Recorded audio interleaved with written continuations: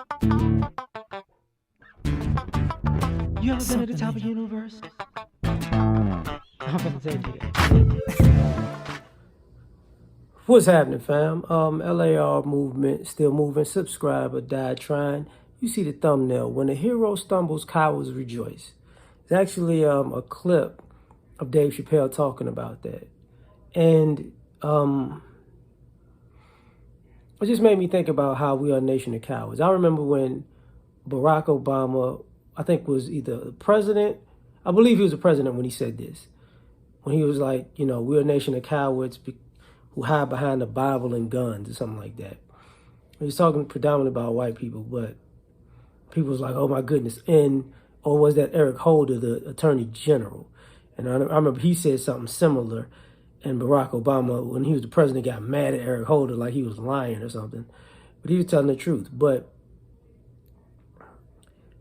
when heroes stumble, cowards rejoice. And I think about that because what winds up happening is, we put people on a pedestal to chop the pedestal down. And when they fall, we're happy. Now, some people have climbed the ladder of success, right? And they deserve all the accolades that they should receive for their efforts. But people are jealous. People are jealous-hearted. And people want to see somebody, if somebody else deems somebody a hero worthy, they want to see them fall. Because, in essence, it makes them happy. If you ever read the Bible, that's pretty much the story of Jesus. A bunch of haters who heard somebody was doing good things, and they wanted to come together and see them fall. And they were happy. They were all happy. Yay! And you got to ask the question sometimes that, a lot of us don't want to deal with is, if you're the type of person that wants to see a hero stumble and you're happy for that, you never intended to be a hero for one, but who do you want to see win? See, if you don't want to see the hero win, do you want to see the villain win? Do you want to see the underdog win, who's probably not, going against the hero, by the way? Or are you just tired? And I can talk about this in my own way, because in my own way, I became a hater when I was a teenager. When I was in New Orleans, me and my older cousin, we were big Bulls fans because of Michael Jordan. So I think the first game that I actually remember watching with the Bulls and Michael Jordan was the playoff game of Boston when he dropped 63 and lost. And from that point on, I was a Michael Jordan fan. The between the legs and da. And over time, I wound up moving to Chicago. So now it's all good. I'm in Chicago. I'm like, oh my goodness. Now I'm a Bulls fan. I'm in Chicago. The Bulls is playing. The Bulls is on every day on Sports Center, because WGN Sports Center, for y'all, that was actually a Chicago station. That was just, so the Bulls on all the time. All the Chicago sports. Bulls, White Sox. I'm not really a Cubs fan, but I was a Cubs fan. But anyway, I'm not, I turned, let's just say that. But I knew how the game was going to end.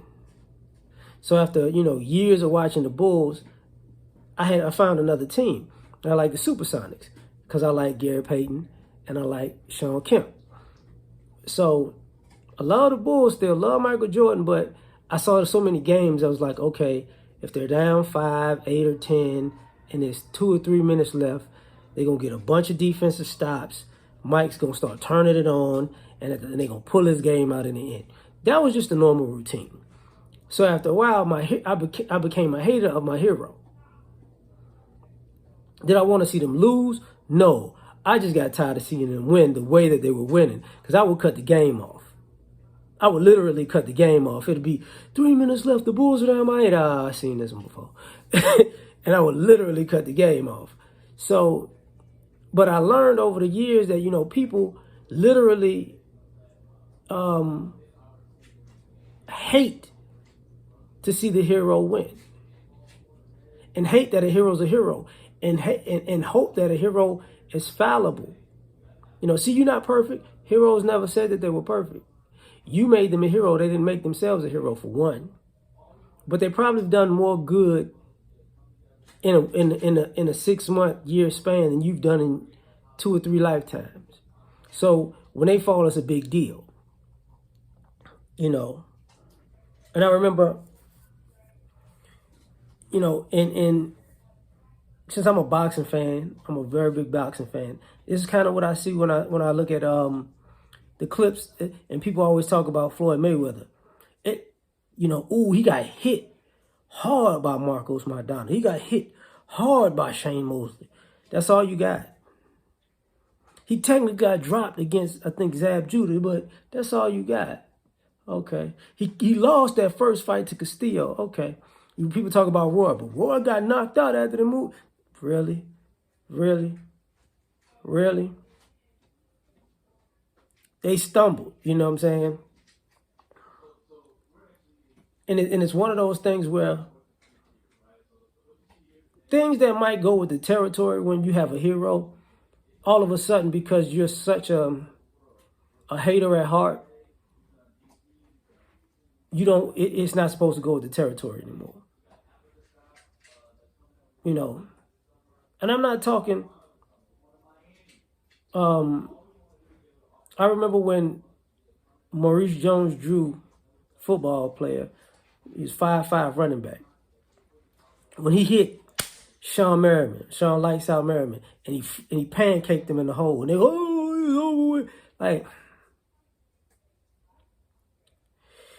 if you know, you can rejoice that in a moment, like, oh, that was great. You know, that was unexpected. But to be happy, like, it's all over for you. You're not a good person. But we're a nation of people like that. We're a full-on nation of people who are cowardly and like to see people fall because we're jealous of all their wins. But, and that's the American way, and that's why people are suckers. But I'm done. Like, share, subscribe, or die. Try and catch you on the next one. Peace.